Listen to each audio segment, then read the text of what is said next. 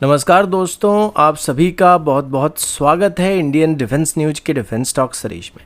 जहां पर हम रोज नए नए डिफेंस अपडेट्स के बारे में बात करते हैं। तो चलिए देर न करते हुए आज की वीडियो शुरू करते हैं।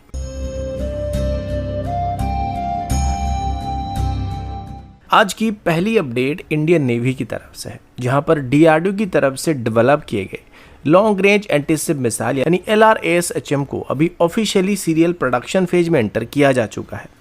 इंडियन ओशन रीजन में होने वाली किसी भी कॉन्फ्लिक्ट में भारत और चाइना सीधे आमने सामने आ सकते हैं और इसी बैकड्रॉप में LRASHM मिसाइल को गेम चेंजर माना जा रहा है। ये मिसाइल मार्क 10 की स्पीड और 1500 किलोमीटर से भी ज्यादा की रेंज के साथ आने वाला है, जिस वजह से ये मिसाइल बेसिकली एक ऐसी हाइपरसोनिक रेड लाइन को क्रिएट करने वाला है जिसे पीपल लिबरेशन आर्मी नेवी के एयरक्राफ्ट कैरियर्स को इंडियन ओशन रीजन में कदम रखने से पहले ही नष्ट किया जा सकता है। कैरियर स्ट्राइक ग्रुप को स्टैंड अप डिस्टेंस से टारगेट करके एक ही शॉट में न्यूट्रलाइज कर देने की कैपेबिलिटी इस मिसाइल को भारत की सी डिनाइल डॉक्ट्रिन का सबसे ताकतवर वेपन बनाने वाला है। इस मिसाइल का डेवलपमेंट 2022 में स्टार्ट किया गया था और अभी 2025 के अक्टूबर में इसका सीरीज प्रोडक्शन को स्टार्ट किया गया है। रिपोर्ट्स के मुताबिक इस मिसाइल की फाइनल यूजर ट्रायल को नेवी की तरफ से 2027 से 2028 के बीच कंप्लीट करने का प्लान किया जा रहा है, जिसके बाद 2029 तक इसे हमारे वॉरशिप में ऑफिशियली डिप्लॉय किया जाने वाला है। ये missile land based launcher worship और फ्यूचर में एयर लॉन्च कॉन्फ़िगरेशन में अडॉप्ट किया जा सकता है। इसका scramjet based hypersonic propulsion system और लो अल्टीट्यूड में सी स्कीमिंग प्रोफाइल जो HSTDB प्रोग्राम से डिराइव किया गया है, दुश्मन की फ्लीट को इसको डिटेक्ट करने का टाइम भी नहीं देने वाला है और 2030 तक हर साल इसकी 200 से ज़्यादा यूनिट को बनाने का टारगेट रखा जा रहा है, यानी कि फ्यूचर में इसको लिमिटेड नंबर में नहीं बल्कि लार्ज स्केल में डिप्लॉय करने का प्लान किया जा रहा है। अगला अपडेट इंडियन एयरफोर्स की तरफ से है और अभी फ्रेंच डिफेंस मिनिस्ट्री की तरफ से अपनी वेबसाइट पर पोस्ट किए गए एक रिपोर्ट में ऑफिशियली बात स्वीकार कर दिया गया था कि भारत की तरफ से अभी और ज्यादा मात्रा में रफाल फाइटर जेट को खरीदने की तैयारी किया जा रहा है, लेकिन कुछ देर बाद उस रिपोर्ट को क्वाइटली डिलीट कर दिया गया है। दोस्तों ये बात यहाँ इंटरेस्टिंग इसलिए बन जाती है क्योंकि इस रिपोर्ट के मुताबिक इंडियन एयरफोर्स की तरफ से multi role fighter aircraft programme में फाइनल इवोल्यूशन में रफाल को सिलेक्ट किया है और इसको लेकर एक फॉर्मल रिकमेंडेशन को मिनिस्ट्री ऑफ डिफेंस को सितंबर 2025 में सबमिट किया जा चुका है। ऑफिशियल प्लान के हिसाब से इंडियन एयरफोर्स के इनिशियल ऑर्डर में रफाल की F4 स्टैंडर्ड को प्रपोज किया गया है, जिसमें 90 यूनिट को खरीदने का प्लान किया गया, जिसके बाद एडिशनल 24 रफाल की F5 वेरिएंट को खरीदने का प्लान एक ऑप्शन के रूप में रखा गया, जिसको 2030 के बाद खरीदा जाने वाला है। मतलब कुल मिलाकर टोटल 114 रफाल को खरीदने का प्लान किया गया, जो कि इस डेकेड का दुनिया का सबसे बड़ा कॉम्बैट एयरक्राफ्ट ऑर्डर होने वाला है। अभी अगर कैबिनेट कमेटी की तरफ से अप्रूवल दे दिया जाता है तो इंडियन एयरफोर्स की फ्लीट में रफाल की गिनती 36 से बढ़कर 150 एयरक्राफ्ट तक पहुंचने वाली। अभी अगर F4 और F5 स्टैंडर्ड की टेक्निकल डिफरेंस के बारे में बात करें तो रफाल की F4 वेरिएंट एक fully network centric multiple configuration में आने वाला है, जिसमें advance spectra electronic warfare suit, improved AESA radar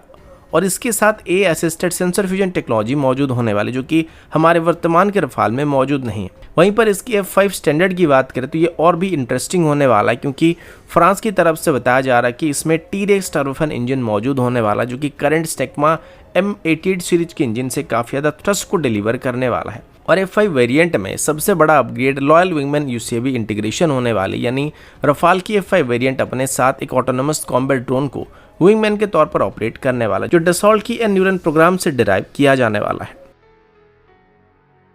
अगला अपडेट डीआरडीओ के फाइटर एयरक्राफ्ट एस्केप सिस्टम को लेकर है। दोस्तों अभी हमारे डिफेंस सेक्टर से एक बहुत ही बड़ी खबर सामने आ रही है, क्योंकि डीआरडीओ की तरफ से भी rocket sled high speed ejection system की टेस्ट को सफलतापूर्वक कंप्लीट कर लिया गया है। यह टेस्ट 800 किलोमीटर प्रति घंटे की रफ्तार में प्रिसाइजली कंट्रोल वेलोसिटी के ऊपर किया गया था, जहां पर कैनोपी सर्वेलेंस, इजेक्शन सीक्वेंस और फुल एयर की रिकवरी सिस्टम को फुल सक्सेस के साथ वैलिडेट किया गया है। इस टेस्ट के बाद भारत ऑफिशियली उन सिलेक्टेड देशों की एलीट लिस्ट में शामिल हो चुका है जिनके पास in house advance escape system testing capability मौजूद है। यह test terminal ballistic research laboratory Chandigarh के rail track rocket sled facility के ऊपर किया गया था। इसमें डुअल स्लेज सिस्टम का इस्तेमाल किया गया था, जिसमें LCA एयरक्राफ्ट का फॉरवर्ड अटैच करके सॉलिड रॉकेट मोटर के साथ फेज्ड फायरिंग से एयरक्राफ्ट की लेवल की स्पीड को सिमुलेट किया गया था। इजेक्शन साइकिल को वेरीफाई करने के लिए एक टेस्ट डमी का इस्तेमाल किया गया था, जिसमें onboard sensor critical load, acceleration और पायलट इंपैक्ट पैरामीटर को रिकॉर्ड कर रहे थे। ये पूरा सीक्वेंस ऑनबोर्ड कैमरा और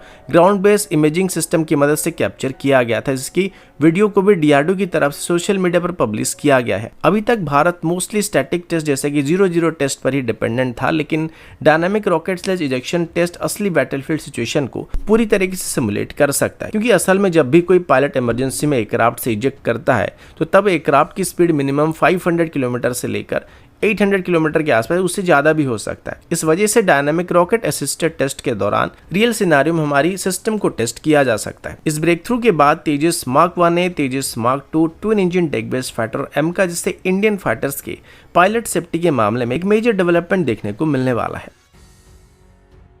अगला अपडेट इंडियन एयरफोर्स के IL-76 MD गजराज ट्रांसपोर्ट एयरक्राफ्ट को लेकर है। दोस्तों, अभी सैटेलाइट इमेजरी के एनालिसिस से एक बड़ी खबर सामने आ रही है, जिसके मुताबिक इंडियन एयरफोर्स की तरफ से अभी अपने कम से कम 2 IL-76 MD एयरक्राफ्ट को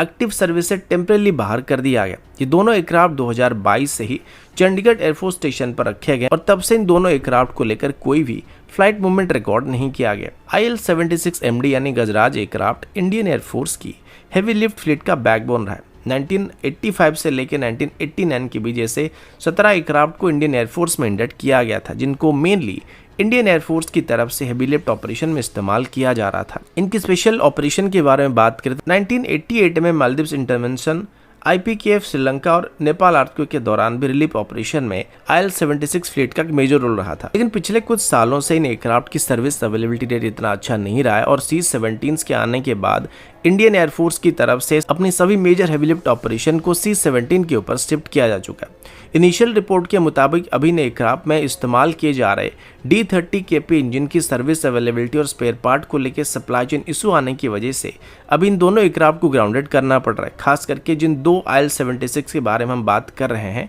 इनको रशिया और यूक्रेन के वॉर के बाद ही ग्राउंड किया गया, जिससे साफ है कि सप्लाई चेन इशू होने की वजह से इन एयरक्राफ्ट को ग्राउंड किया गया। इंडियन एयरफोर्स की नंबर 44 स्क्वाड्रन माइटी जेट्स में पहले 17 IL-76 एयरक्राफ्ट हुआ करते थे, लेकिन स्पेयर पार्ट की शॉर्टेज की वजह से अभी इस फ्लीट का इफेक्टिव स्ट्रेंथ 11 से 12 एयरक्राफ्ट के आसपास रिड्यूस हो चुका है। इसके अलावा अभी 2 ग्राउंडेड IL-76 एयरक्राफ्ट के साथ साथ इंडियन एयरफोर्स की 3 Mi-26 हेलीकॉप्टर को भी स्पॉट किया गया, जिनको सेम रीजन की वजह से ग्राउंड किया गया है।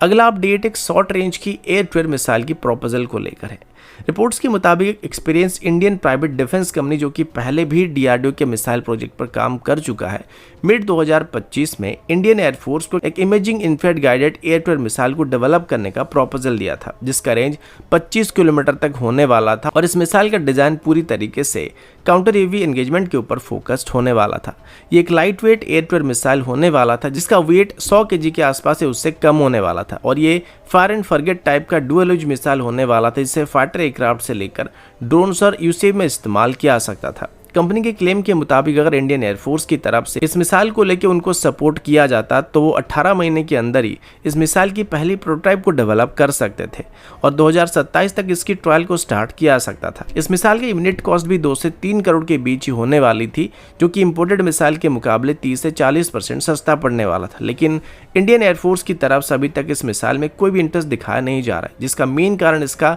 रेंज बताया जा रहा है, क्योंकि इंडियन एयरफोर्स को लगता है कि 25 किलोमीटर का engagement range modern battlefield requirement के मुकाबले काफी कम होने वाला है। बदले में इंडियन एयरफोर्स की तरफ से अभी एस्त्राम मिसाइल को अपनी फ्यूचर क्लोज रेंज मिसाइल के तौर पर अडॉप्ट करने का प्लान किया जा रहा है। इन मिसाइल को भी भारत डायनामिक लिमिटेड की तरफ से टीओडी के साथ भारत में ही बनाया जाने वाला है और इसका यूनिट कॉस्ट अभी 4 से 5 करोड़ तक होने की उम्मीद किया जा रहा है और आगे चल के R-73 मिसाइल फैमिली को रिप्लेस करके इंडियन एयरफोर्स का स्टैंडर्ड क्लोज रेंज मिसाइल बनने वाला है। तो दोस्तों, अभी के लिए इतना ही। मिलता हूँ आपसे अगले वीडियो में, तब तक के लिए जय हिंद, वंदे मातरम।